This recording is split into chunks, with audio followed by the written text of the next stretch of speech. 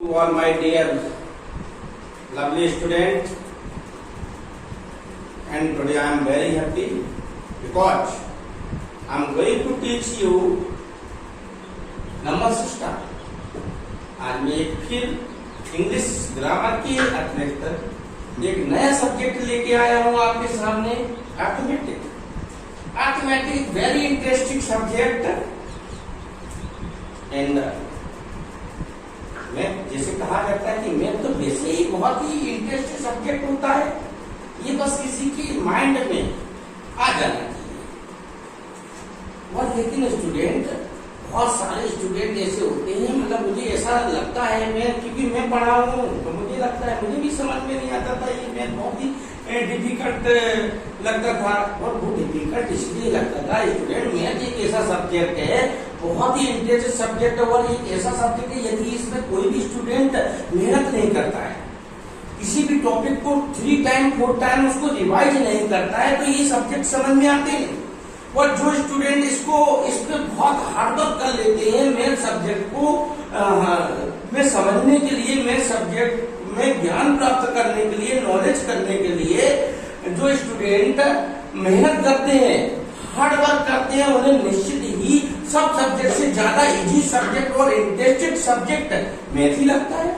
और फिर एक बार क्या हुआ कि मेरा जो फेवरेट सब्जेक्ट था वो इंग्लिश था, और मुझे इंग्लिश में काफी अच्छा लगता था। इंग्लिश में कोई भी चीज 1 टाइम पढ़ूं मैं उसको बड़े आराम से कर लेता था, और इंग्लिश को ही सब सब्जेक्ट को छोड़ के इंग्लिश पहले पढ़ता था।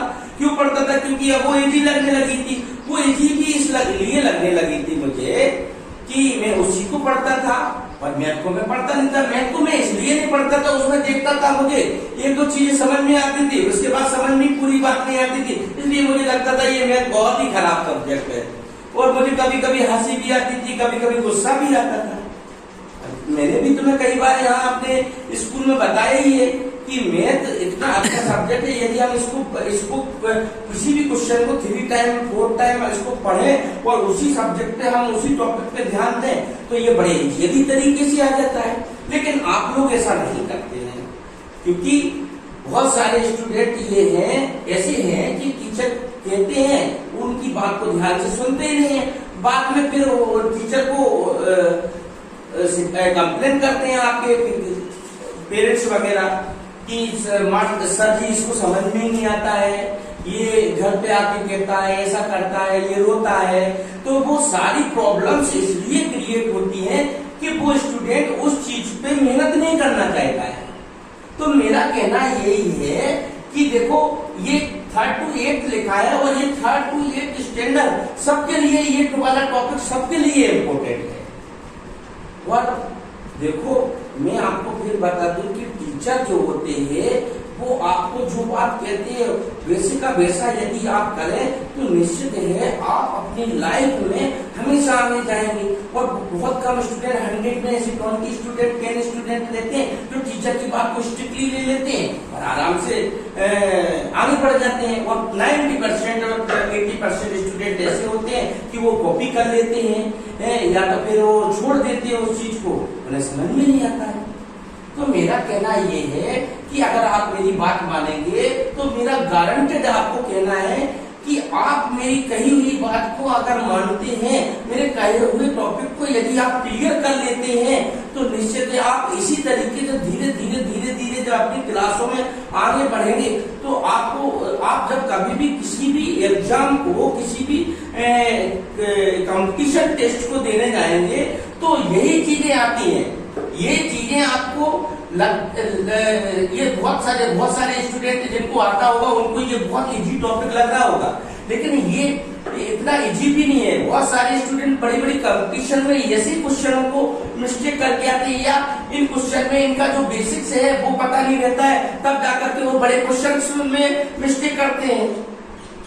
बड़े क्वेश्चन में मिस्टेक हो ही जाएगी, क्योंकि जब उसका बेसिक्स पता नहीं है तो उनको निश्चित है कि वहाँ गलती करेंगे, वो मिस्टेक्स करेंगे, और मिस्टेक करेंगे तो उनका क्वेश्चन वहां पे आधा अधूरा रह जाएगा, पूरा कंप्लीट ही नहीं होगा।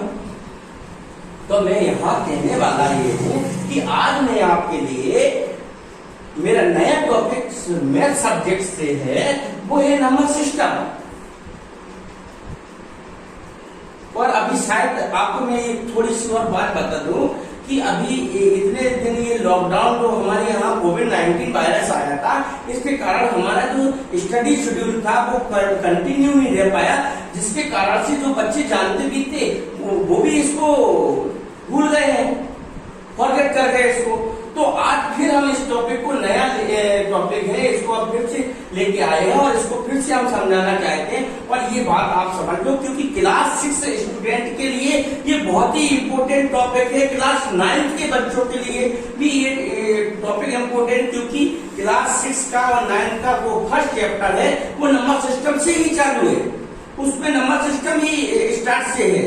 तो नंबर सिस्टम के लिए सबसे पहले हमें स्टूडेंट उसका बेसिक्स पता होना चाहिए, और उसका बेसिक्स आज हम आपको क्लियर कराते हैं। और मैं आपको बता दूं स्टूडेंट की मैं जो भी यहाँ पे बोर्ड पे लिख रहा हूँ, आप अपनी कोर्स की कॉपी में इसको नोट करें। और जिन स्टूडेंट ने अभी तक कोर्स परचेज नहीं करे हैं, तो वो कोर्स परचेज कर ले। यदि किसी भी स्टूडेंट को कोई प्रॉब्लम है, तो जो सब्जेक्ट चल रहा है उसी की कॉपी और उसी की बुक्स परचेज कर ले, ताकि आपके जो भी पीरियड्स यहाँ लग रहे हैं या जो भी टॉपिक आपको यहाँ स्टडी कराया जा रहा है, आपका वो छूटेगा नहीं, आप उससे डेप्रिव नहीं रहेंगे। मेरी बात समझ पा रहे होंगे? मैं आपको कहना है, मेरा कोई इस पे आपके ऊपर प्रेशर नहीं है, मेरा काम जो है मैं कर रहा हूँ, लेकिन मैं ऐसा सोचता हूँ कि मैंने जो मेहनत की, मेरे बच्चे भी उस मेहनत का पूरा बेनिफिट ले।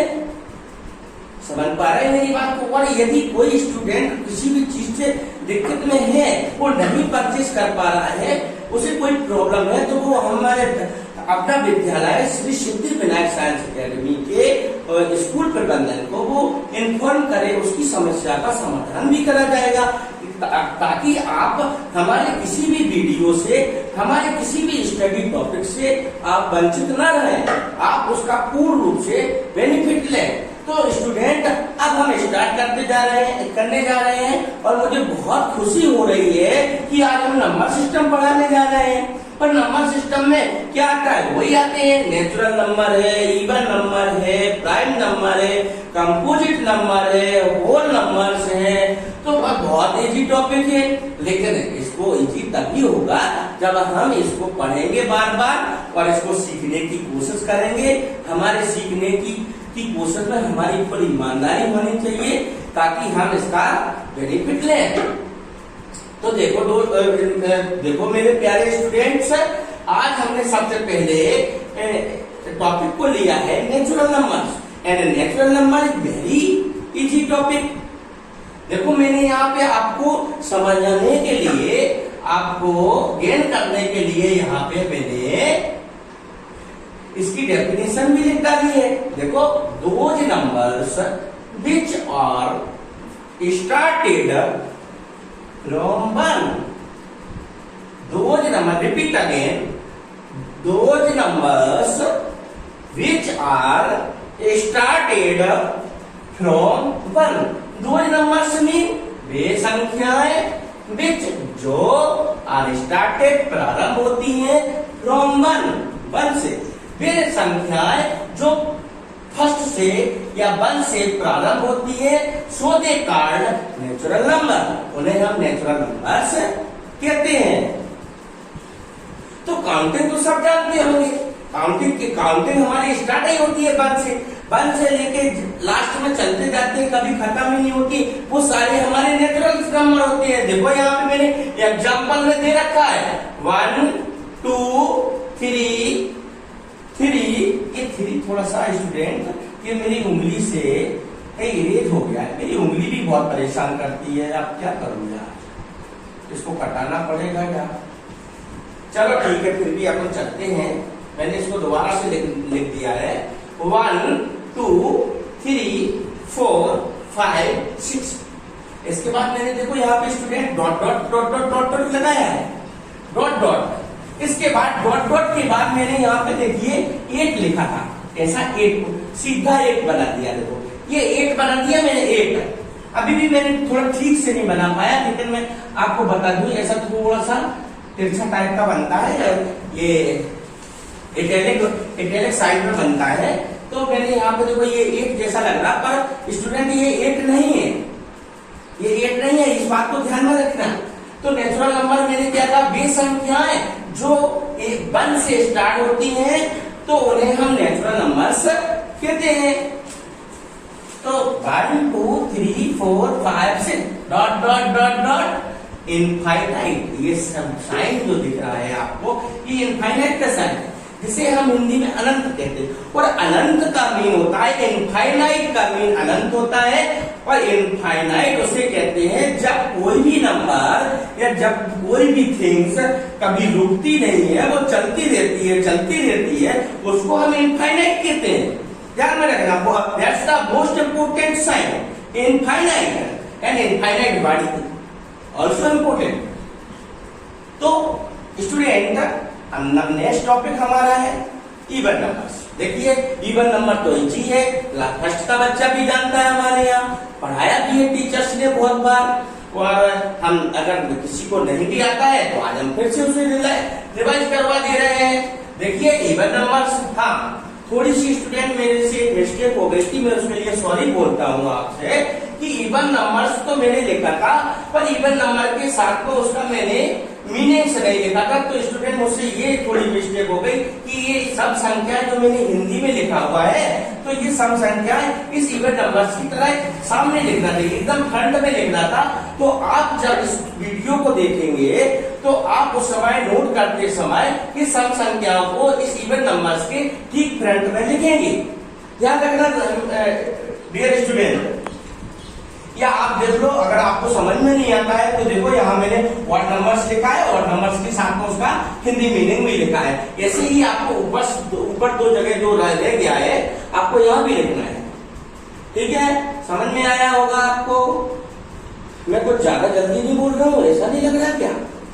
लग रहा होगा आपको, तो पता है मैं तो जल्दी बोलता हूँ।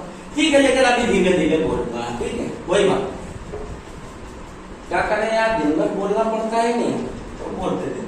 ठीक है, तो देखो स्टूडेंट, नेक्स्ट टॉपिक हमारा सेकंड टॉपिक आया है इवन नंबर्स।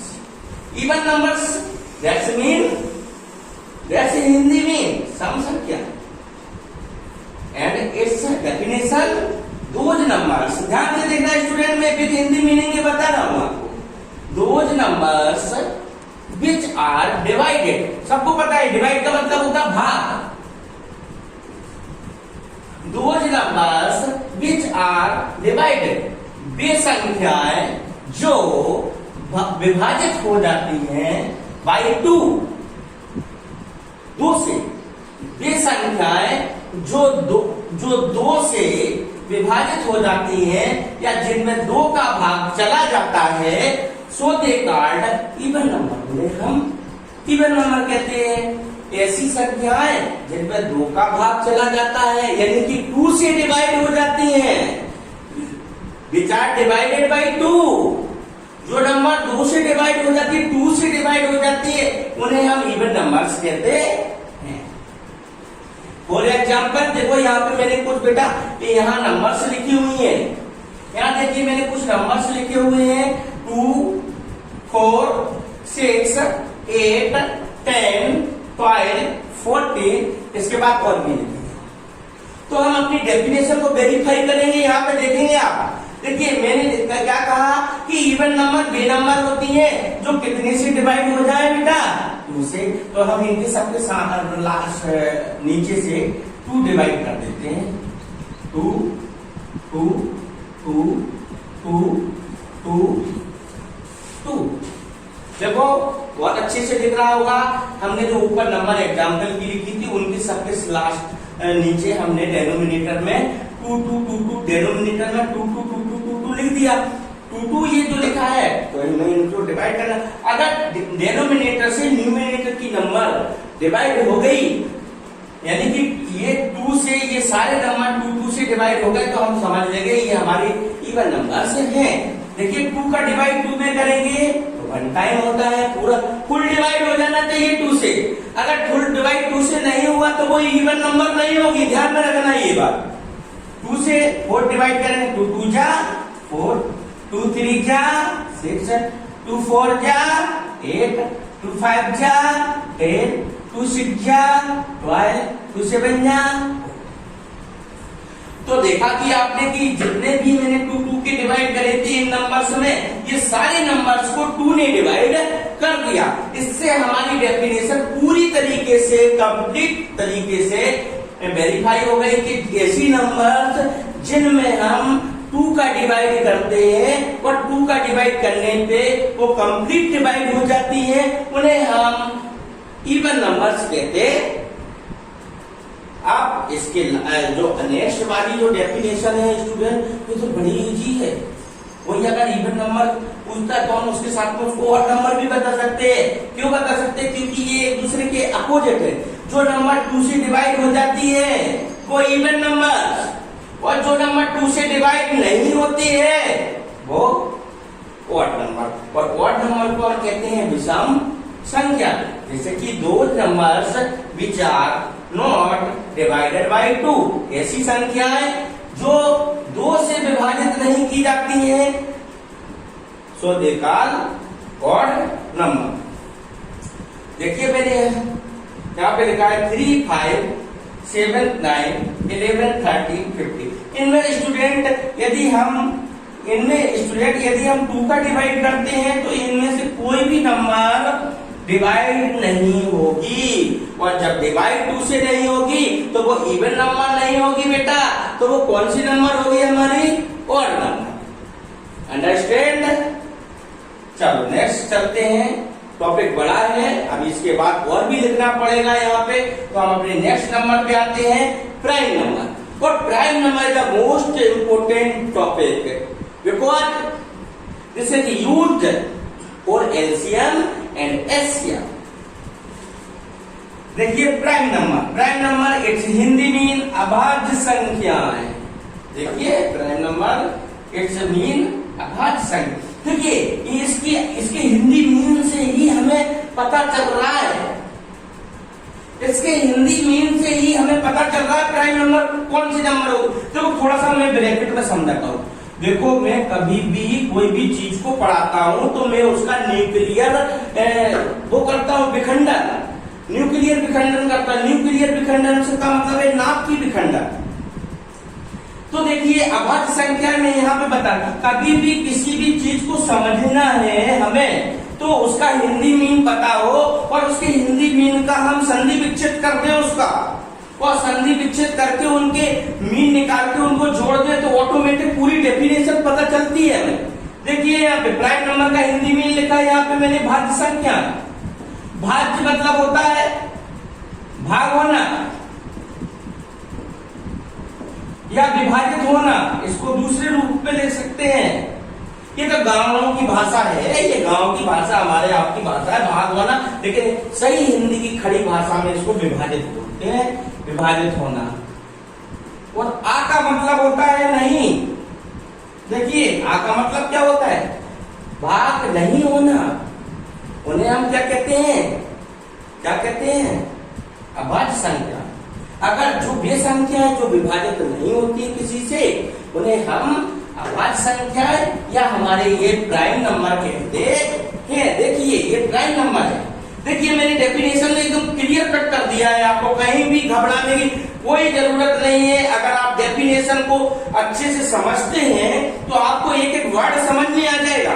देखिए मैंने लिखा है यहाँ पे those numbers which are not divided any number, any कोई। देखिए मैंने यहाँ पे एनी का मतलब होता है कोई। दोज नंबर्स वे संख्याएं विच आर नॉट डिवाइडेड, जो विभाजित नहीं होती हैं या विभाजित नहीं की जाती हैं, एनी नंबर किसी भी नंबर से, और which are divided itself numbers, या ऐसी नंबर जो खुद की नंबर से डिवाइड हो। एंड दीज नंबर्स स्टार्टेड, और ये संख्याएं जो हैं, ये नंबर्स जो हैं स्टार्ट फ्रॉम 2। ये जो प्राइम नंबर होते हैं वो स्टार्ट किससे होती हैं? 2 से ही स्टार्ट होती हैं। सो दे कॉल्ड प्राइम नंबर, इसलिए उन्हें हम प्राइम नंबर्स कहते हैं। देखो मैंने यहाँ पे लिख दिया 2 3 5 7 11 13 17, 19, 23, 29, 31, 36, ये बेटा जितनी भी नंबर्स आपको दिख रहे हैं ना तो ये 2 से डिवाइड होती हैं, ना ये 3 से होती हैं, ना ये 5, ये नंबर जितनी दिख रही हैं वो किसी से डिवाइड नहीं होती हैं। और हम इसको एक बार अपने गांव की भाषा में, इसको सरल भाषा में बता दें कि कभी भी कोई भी व्यक्ति आपको कोई भी भाषा आपको पूछते हैं कि बताओ आप प्राइम नंबर किसे कहते हैं, तो या तो आपको इंग्लिश में डेफिनेशन पता है तो आप ऐसे बता दो, नहीं तो प्राइम नंबर का सीधा फंडा है कि ऐसी नंबर जो किसी भी नंबर से स्टार्ट ना हो, खुद की नंबर से ही स्टार्ट हो, या जो लिखी हुई नंबर है उसी नंबर से स्टार्ट हो, उन्हें हम प्राइम नंबर कहते हैं। तो स्टूडेंट एक बात और मैं आपको बता दूं, इसमें मैं पढ़ते पढ़ते थोड़ी सी मुझसे मिस्टेक हुई है, लेकिन मिस्टेक नहीं हुई है, ग्रामेटिकल है ये, इसमें कोई इतना खास मिस्टेक नहीं है, लेकिन मिस्टेक जब होगी तो बताना जरूरी है, क्योंकि अगर आप जानते हैं और उस मिस्टेक्स को आप बताते नहीं हैं तो आप सबसे बड़े गुनहगार होते हैं। मैंने यहाँ पे कैन का यूज नहीं किया इस डेफिनेशन में, मुझे थोड़ा सा कैन का यूज करना था, मैंने यहाँ पे आर का यूज कर दिया है, दोनों सही है लेकिन can is the best right. Okay, so thank you so much my dear student and have a nice day. तो देखो स्टूडेंट, लास्ट जो टॉपिक मैंने इसमें इरेज करके मतलब अभी इरेज किया, इसके बाद मैंने दो ये और टॉपिक लिखे हैं, लेकिन इसके लास्ट वाला टॉपिक था हमारा प्राइम नंबर। इसके जस्ट आफ्टर मैंने एक नया टॉपिक लिखा है यहाँ का होल नंबर्स, और होल नंबर्स को हिंदी मीन है इसका, whole number it's Hindi mean पूर्ण संख्या। अब पूर्ण संख्याएं कौन कौन होती हैं ये देखना बहुत इंपॉर्टेंट है। तो इसकी डेफिनेशन यहाँ लिख रखी है, those numbers which are started from 0। ये 0 है स्टूडेंट, ध्यान में रखना, ये 0 है, ये ओ नहीं है, O4 ऑरेंज नहीं है, ये 0 है। तो those numbers which are started from 0, those numbers it's Hindi mean वे संख्याएं जो 0 से प्रारंभ होती है, so they called whole numbers, उन्हें हम होल नंबर्स कहते हैं। स्टूडेंट थोड़ी सी यहाँ पे हमसे एक मिस्टेक हो गई, मैंने स्पेस नहीं, इसकी एग्जाम्पल नहीं दे पाए थे और नेक्स्ट टॉपिक लिख दिया था इसका, तो मेरे पास थोड़ा सा स्पेस बचा था, इस स्पेस में मैंने एग्जाम्पल दे दिया, दे रखा है आपको, होल नंबर का एग्जाम्पल मैंने यहाँ लिख रखा। और अगर किसी को अंडरस्टैंड ना हो रहा हो तो मुझे कमेंट बॉक्स में लिख सकता है, लेकिन यहाँ होल नंबर्स की एग्जाम्पल मैंने इसके डेफिनेशन के अकॉर्डिंग लिखा है। इसकी डेफिनेशन में लिखा था कि वे संख्याएं जो 0 से प्रारंभ होती हैं, की जाती हैं, उन्हें हम होल नंबर कहते हैं। तो देखिए मैंने यहाँ 0, 1, 2, 3, 4 और ये कहाँ चली जाएंगी, इनफाइनाइट तक। ये समझो इनमें बड़ा अच्छा रिलेशन है, होल नंबर और नेचुरल नंबर, इन दोनों नंबर में थोड़ा सा डिफरेंस है कि नेचुरल नंबर 1 से स्टार्ट होती है और होल नंबर 0 से स्टार्ट होती है इनफाइनाइट तक, और नेचुरल नंबर भी 1 से स्टार्ट होती है इनफाइनाइट तक। तो फिर नेक्स्ट टॉपिक इसके बाद आता है, सॉरी यहाँ ये गलत लिख रखा था एग्जाम्पल, इसके बाद है कंपोजिट नंबर। नेक्स्ट टॉपिक हमारा है कंपोजिट नंबर। दैट्स दिक्कत होती है composite numbers, composite number that's the most important topic, composite number. Composite number it's Hindi mean भाज्य, भाज्य संख्याएं, भाज्य मीन विभाजित हो जाए और संख्या मीन संख्या। तो जो संख्या विभाजित हो जाती है उन्हें हम कंपोजिट नंबर कहते हैं। जैसे कि कंपोजिट की डेफिनेशन यहाँ पे मैंने लिख रखी है, composite number is a positive integer. Composite number जो होते हैं एक पॉजिटिव इंटीजर, इट्स मीन धनात्मक पूर्णांक। कंपोजिट नंबर जो होते हैं वो धनात्मक पूर्णांक होते हैं या धनात्मक संख्या होती हैं, that can be formed by multiplying, that can be formed जिसको रूप दिया जा सकता है by multiplying to smaller positive integer, किन्हीं दो धनात्मक पूर्णांकों से, किन्हीं छोटे दो धनात्मक पूर्णांकों के गुणज का उन्हें रूप दिया जा सकता है। फिर से देखिए एक बार कि composite number is a positive integer. Composite number जो होता है वो एक धनात्मक पूर्णांक है that can be formed by multiplying, जिसे एक गुणज का रूप दिया जा सकता है टू स्मॉलर पॉजिटिव इंटीजर, दो धनात्मक पूर्णांकों का। जैसे कि इसका मतलब क्या है कि जो हमने कंपोजिट नंबर के, यहाँ पे देखो जो कंपोजिट नंबर के एग्जांपल हमने दे रखे हैं, देखो वो दे रखे 4, 6, 8, 10, 12, 14, इसके आगे और इस एग्जांपल से हमें अपनी डेफिनेशन को वेरीफाई करना है। देखो यहाँ पे बहुत अच्छी बात ले रखी है, multiplying to smaller positive integer. अगर कंपोजिट नंबर किन्हीं टू स्मॉलर पॉजिटिव इंटीजर के मल्टीप्लाइंग हो जाए तो वो क्या होगी, कंपोजिट नंबर होगी। देखो जैसे कि 4 है, 4 क्या होता है, 4 से भी डिवाइड हो जाता है, 4 2 से भी डिवाइड हो जाएगा, तो कितने इंटीजर हो गए, 2 पॉजिटिव इंटीजर हो गए। अब देखना है यहाँ पे देखो 6 है, तो 6 देखो 2 से भी डिवाइड हो रहा है और 6 3 से भी डिवाइड हो रहा है, तो 2 and 3 2 स्मॉलर पॉजिटिव इंटीजर होगा इसके। अंडरस्टैंड? ऐसे ही इसको देखेंगे, देखो 4 ये 4 है, ये भी 8 को डिवाइड कर देगा, 2 जो है ये भी 8 को डिवाइड कर देगा, 2 and 4 2 स्मॉलर पॉजिटिव इंटीजर। ऐसे ही हम देखेंगे 10 को, तो 2 and 5, देखो 5 भी कर रहा है डिवाइड और 2 भी कर रहा है डिवाइड, ठीक है। ऐसे ही इसको देखेंगे 2 और 6, देखो इसको हम यहाँ पे देख लेंगे, इसको यहाँ पे देख लेंगे, इसको यहाँ पे देखेंगे और इसको यहाँ पे देखेंगे, देखो हो रहा है कि नहीं हो रहा है। एंड 2 और 7, देखो ये 7 से भी हो जाएगा और ये 2 से भी हो जाएगा, तो देखो 2 मल्टीप्लाइंग 2 स्मॉलर पॉजिटिव इंटीजर। ये देखो इस डेफिनेशन से ये वेरीफाई हो रहा है, दो धनात्मक पूर्णांकों से कोई भी नंबर डिवाइड हो रही है कंपोजिट नंबर में, तो ये सारे जो कंपोजिट, ये जो नंबर है ये सारे कंपोजिट नंबर है। अब इसको हम एक सरल लैंग्वेज में क्या कहेंगे कि ऐसे नंबर जो किन्हीं दो नंबर से डिवाइड हो जाते हैं उन्हें हम कंपोजिट नंबर कहते हैं। And finally last question, rational number. Rational number it's Hindi mean परमे संख्या। परमे संख्याएं हम बहुत सरल लैंग्वेज में बताते हैं आपको। कभी भी अगर कोई पूछे रेशनल नंबर क्या होती है तो हम उसको डायरेक्टली बता सकते हैं कि जो P/Q के फॉर्म में नंबर लिख जाए उसको हम रेशनल नंबर कहते हैं। अब P/Q के फॉर्म में कैसे, यानी कि कोई भी नंबर जब हम लिखे अगर उसमें, या हम ऐसा कहते हैं कि जब कोई फ्रैक्शन लिखी रहती है, कोई नंबर फ्रैक्शन की फॉर्म में लिखी रहती है तो उसे हम रेशनल नंबर भी कहते हैं।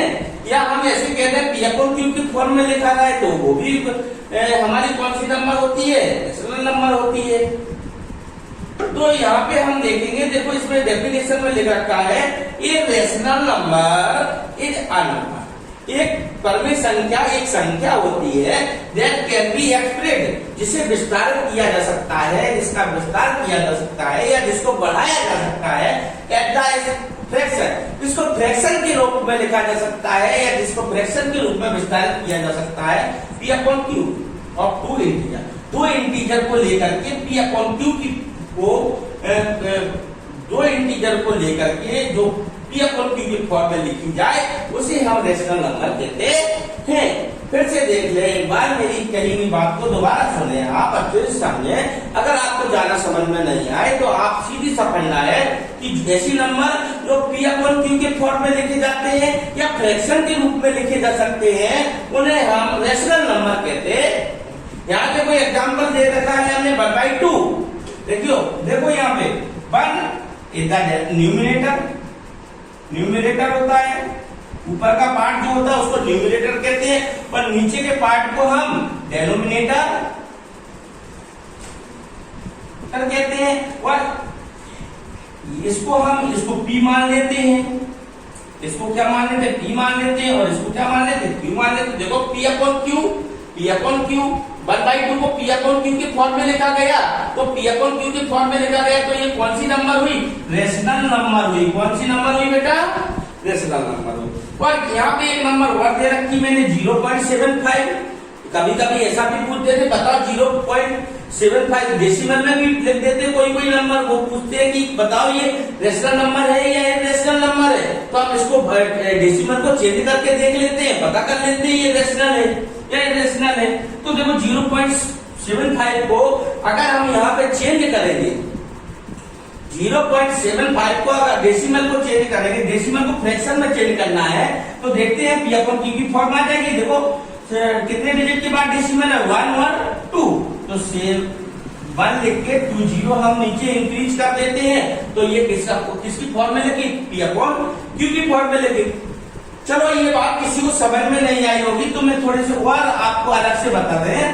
जब कोई भी नंबर हमें पॉइंट में दी जाती है और वो कहे इसको फ्रैक्शन में लिखना है, वो कहे हम इसको फ्रैक्शन में लिखना है, तो हम ये देखते हैं कि जो नंबर में डेसिमल में दी गई है उसके कितने डिजिट के बाद डेसिमल पॉइंट लगा हुआ है, या कितने नंबर के बाद पॉइंट आया है, तो हम ये देखते हैं। तो हमने देखा यहाँ पे 2 डिजिट के बाद पॉइंट आया है, 1 और 2, तो इसको फ्रैक्शन में चेंज करने के लिए 1 लिख के उतने ही 0 इंक्रीज करते हैं जितने डिजिट के बाद डेसिमल लगा हुआ है। समझ में आ रहा स्टूडेंट? तो ये देखो ये नंबर किसके फॉर्म में लिखी? P अपॉन Q के फॉर्म में लिख गई कि नहीं लिख गई? ठीक है, तो आज का इतना ही टॉपिक था। अब हम कल फिर मिलेंगे आप लोगों से। थैंक यू सो मच और माय डियर